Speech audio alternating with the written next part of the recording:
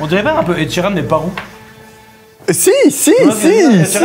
Moi du coup c'est Mathias Plot, je suis comédien musicien, je fais du stand-up, de la musique. D'ailleurs je suis notamment dans les gares parisiennes depuis plus de 11 ans, depuis 2013. Si vous passez par la gare Saint-Lazare, gare de Lyon, gare de l'Est, peu importe, une de ces gares, vous êtes sûr de tomber sur moi. Le troisième, c'était un pianiste, d'ailleurs je m'excuse encore pour le petit tacle que j'ai fait sur ses chaussures. Il a du coffre en vrai, hein. Il avait une vraie voix, mais physiquement c'était pas ça. Moi dès que j'ai commencé, dès que j'ai su qu'elle allait juger sur les baskets, je me suis dit je suis mort. D'ailleurs j'étais à côté de mon pote Julien, j'arrêtais pas de lui dire c'est bon je sors. Quand j'ai vu que ça s'est joué entre moi et le numéro 6, là c'est sûr je vais sortir. Il a commencé à chanter et là je me suis rappelé que moi aussi je sais chanter. Et là j'ai sorti ma meilleure carte et j'ai sauvé ma peau. Mais sinon je pense que j'y passais. Physiquement c'était pas ça parce que je préfère les grands, costauds, tismés, tatouages.